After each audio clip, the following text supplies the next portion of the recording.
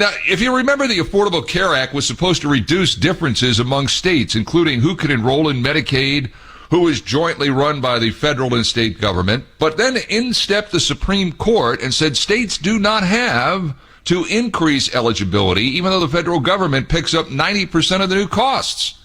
So this thing is all lawyered up. And where is Medicaid, which is a very important thing right now, maybe for you, in the wake of what's been going on over the course of the last few years? Standing by is somebody who knows all about that. He is a managing partner with PCS Advisers. That's an employee health care benefit company and consulting firm based in Northern California. Paul Seegert's been on the show many times, and it's great to have him back with us here on this Tuesday. Paul, how are you on this glorious Tuesday? Doing fantastic. How are you today? A little early out there on the left coast, is it not? That's right. Well, ever since I was in the Army. Well, I'm an early riser. Is the sun up yet over there? Nope, we're out here in the dark. Well, most of my audience is in the dark too whenever I'm on the air, so we've got a little bit in common here. So here's what I don't get. A lot of these states are refusing to expand Medicaid. The federal government is offering to foot nearly all of the bill. Billions of dollars in new financial incentives are made available through the recently passed coronavirus relief package. So what's the problem here? Well, the problem is that those subsidies or additional funds, federal funds, are temporary. And states that, as this expansion has occurred of Medicaid since the ACA kicked in, more and more states have opted to or chosen to expand Medicaid. There were 20 holdouts not long ago. We're down to 12. Those that did are seeing that as the federal funding tapers off, like in this new bill, they get additional federal funding for 2 years. Now, then they're going to increase enrollment, getting people that are in the coverage gap into Medicaid. Federal government's going to foot most or all of that bill for a couple of years. After that, it declines and the states become responsible for more of it. And this Medicaid issue is a really big issue when you look at state budgets. It's the largest part of most state budgets. About 29% of state budgets is tied up in Medicaid. What is the threshold, by the way, for Medicaid? I mean, there is only a maximum number of dollars that you can earn in a given year before you are eligible for Medicaid. Where's the cap on this? Well, up to 41% of the federal poverty level in those states that didn't expand.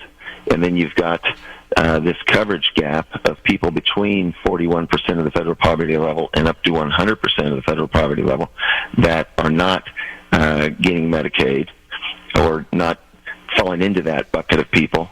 Help me here. So help me here, Paul. 41% of the national poverty level. I'm trying to do the math quickly in my head. Is that about $10,000 a year? Yep, $8,905 for parents in a family of three. So it's certainly we can all agree that's a low income family. So again, where is the fight on this? If the federal government is going to pick up the majority of this bill, are these states broke, or don't they philosophically agree with this? What's the holdup here? Yeah. It isn't necessarily that they're broke. Texas is the largest example of this, and they have the largest uninsured population. 18% of their folks are uninsured.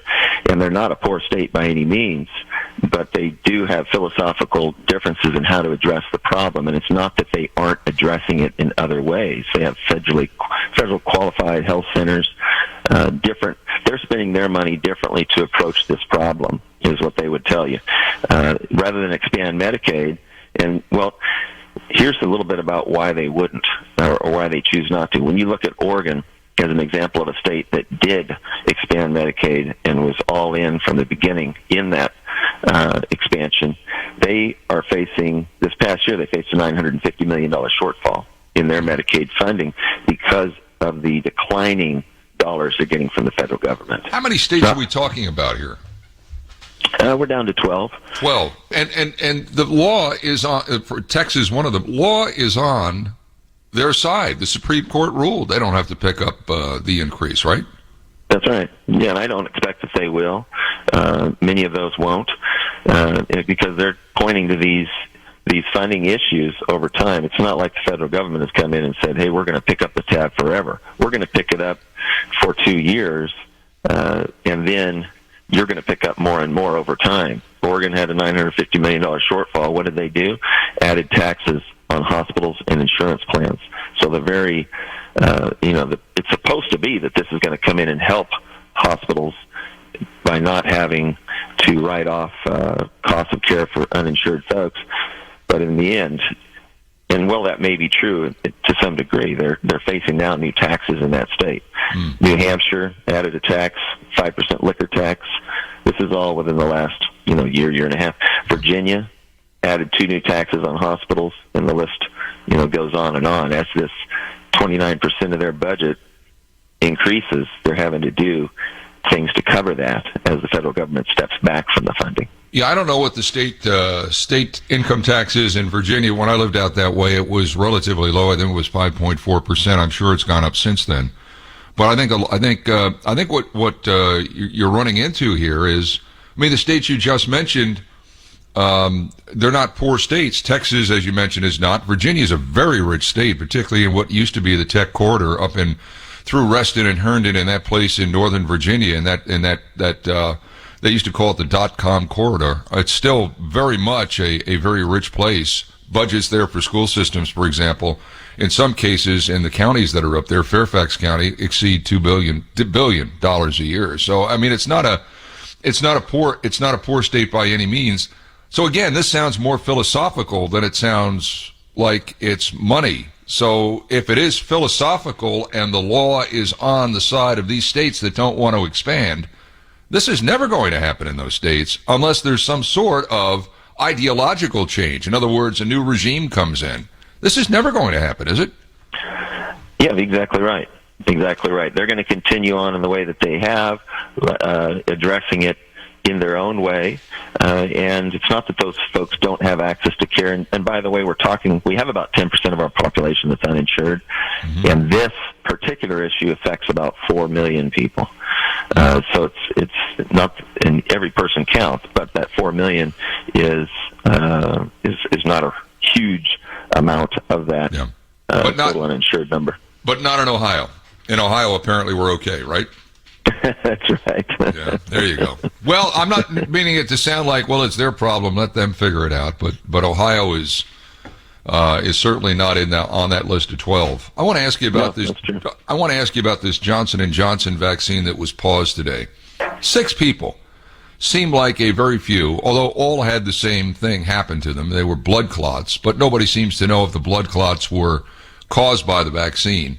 We live in a country where they can't give the vaccine. In this area of the country, at least, they can't give the vaccine away. I know there are other states, like Michigan, that can't get enough vaccines, but they seem like they can't give the vaccine away here in Ohio. There's a significant amount of the population that does not want to be vaccinated, come hell or high water, and a large chunk of that particular group is the under 40 crowd.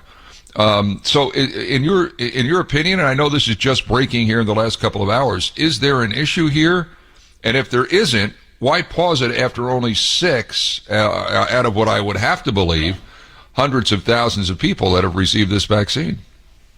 Well, they're saying that it's out of an abundance of caution, and there have been blood clotting issues in other parts of the world. So, and 6, I agree, is a small number, and this is going to get us back into a conversation about vaccine hesitancy. We already have that going on at pretty high levels with this vaccine more than others, and this is going to add to that for sure. One of my favorite people, Lord Fauci, said yesterday that even if you get the vaccine, you shouldn't go into a restaurant and eat. I don't know what planet this dude's living on. He's one of, if not the highest paid federal employee, and he continues to put the thumb down and hurt the little guy that's trying to make minimum wage or living hand to mouth, paycheck to paycheck. Keeps moving the goalposts. I think it's time for this guy to go. I know the media flocks to him because he's the anti-Trump, but I think it's time for this guy to go. This is not helping further the cause of people getting the vaccine. And I'm just wondering about these goalposts that this man keeps moving. Is it old age or what is it? Well, weren't we just supposed to slow the spread for a couple of weeks? 15 days. And now you got a governor. You got a governor in Michigan. She's saying we may have to go back to another lockdown. And it's like First of all, I would love to see what the general populace behaves like if there is another lockdown in any state. But secondly, if you've got a guy that allegedly is at the forefront of medicine, allegedly at the forefront of this vaccine effort, and he keeps saying things like, well, even if you get the vaccine, you can't do this. People are just going to say, to hell with it. I'm not going to get the vaccine. Why would I do it? Well, exactly. And I think there's a lot of misinformation out there, and we're victims of our own bad messaging. I mean, Fauci's an example of that. Many things have changed, and it's hard to believe that the science around vaccines and the science around pandemics has changed that much over this period of time. Certainly, that's a whole conversation right there to have. And then when you think about herd immunity, which was the goal, that we would get to herd immunity so that we could return to some sort of a normal life, the CDC themselves has done research in the very recent past and said that 8 times more people have been asymptomatic with COVID than have been confirmed. We've got way more than 30 million people that we've confirmed have had it. So times that by 8, we're at herd immunity. Those are the numbers. Because it's not just getting a vaccine. You have less than 1% of people that get COVID get it again. That would indicate a pretty high level of protection from having had the disease, as would be expected. So if that's true, then then we should acknowledge that we are much closer to it or at it. No, don't say that. Don't say that, Paul. Don't say that. They lose control at that point. Don't say that. This isn't about anything but control. They want to control your life. Exactly. But anyway, but thanks for providing some clarity to this Medicaid thing.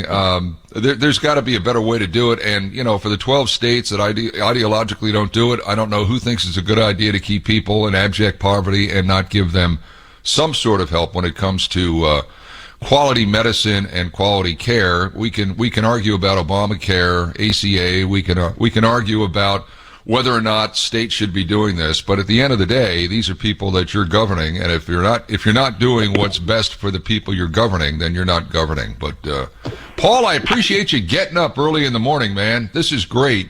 And look at it this way: your day's all downhill after talking to me. So it's an easy slide. Paul Seegert, thank you so much for your time. We appreciate it. Thanks for having me. Have a great day. Paul Seegert, Managing Partner, PCS Advisors.